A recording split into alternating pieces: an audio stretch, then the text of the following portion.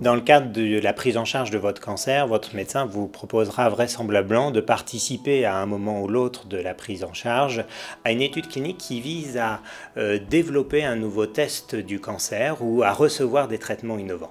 Le premier réflexe que vous aurez sans doute sera de penser qu'on vous propose d'être cobaye pour la recherche clinique. En fait, il n'en est rien du tout, puisque l'objectif de la participation à un essai clinique, c'est d'optimiser la prise en charge de votre cancer sur la base des caractéristiques propres de vos cellules cancéreuses. Votre médecin vous expliquera que c'est une chance d'avoir accès à des médicaments qui ne sont pas encore disponibles sur le marché, mais qui pourraient être des nouvelles armes thérapeutiques pour l'avenir. À savoir que les études sont extrêmement encadrées par la loi et surveillées par les autorités de santé grâce à un personnel de santé extrêmement professionnel, et tout cela mis en œuvre pour que votre sécurité soit assurée. Nous allons vous expliquer comment se passe la recherche clinique en pratique, et vous allez tout d'abord rencontrer une attachée de recherche clinique. Je suis attachée de recherche clinique et mon travail est d'assurer que l'essai clinique soit conduit dans les règles. D'une part, en accord avec les exigences du protocole, notamment pour les critères prévus, et également en accord avec la réglementation définie par les autorités de santé, avec un maximum de règles de sécurité.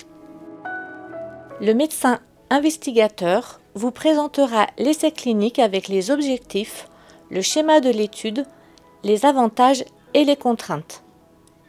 Il vous sera alors remis un consentement éclairé qui est un document expliquant tous ces éléments. Vous aurez le temps de réfléchir à votre participation ou non, et si au terme de cette réflexion vous décidez de participer, vous serez amené à signer le consentement éclairé en même temps que le médecin investigateur. Une période d'observation débutera pour vérifier si vous remplissez les critères pour pouvoir être inclus dans l'essai clinique, et si tel est le cas, le traitement pourra débuter ultérieurement. Une fois l'essai clinique terminé, vous pourrez être informé des résultats. Il faut savoir que vous avez le droit de choisir de sortir de l'essai clinique à n'importe quel moment. Vous retournerez alors dans une prise en charge standard. Dans le cadre de votre participation à la recherche clinique, vous rencontrerez également l'infirmière de recherche clinique. Oui, il existe des infirmières dédiées à la recherche clinique. De la même façon que les infirmières vous administrent des traitements, vous font des examens cliniques, biologiques, les infirmières de recherche clinique sont là pour s'assurer que la surveillance et que l'administration des traitements à l'essai se font en accord avec le protocole et en toute sécurité. Ceci requiert des connaissances dans deux domaines différents, celui du métier d'infirmier et celui du domaine de la recherche clinique.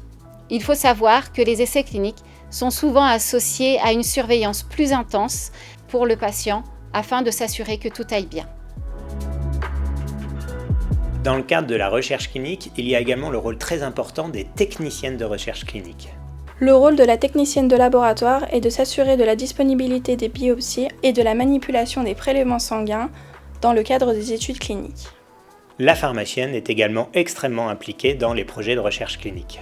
Nous sommes des pharmaciens spécialisés en cancérologie et en recherche clinique. Nous sommes responsables du circuit de ces médicaments, de leur réception jusqu'à la préparation ou à la dispensation. Nous réalisons également auprès des patients des conseils pharmaceutiques sur les interactions avec les autres médicaments et en cas de problème d'observance. Nous sommes soumis à une réglementation stricte et régulièrement contrôlée. Comme vous le voyez, la participation à un projet de recherche clinique, c'est finalement le moyen d'optimiser la prise en charge de votre cancer, et ce dans des conditions optimales de sécurité, grâce à un personnel de recherche clinique extrêmement formé et professionnalisé. C'est la raison pour laquelle nous pensons que la recherche clinique doit faire partie intégrante du soin courant, parce que c'est le moyen d'améliorer la prise en charge du cancer. J'espère que vous serez convaincus.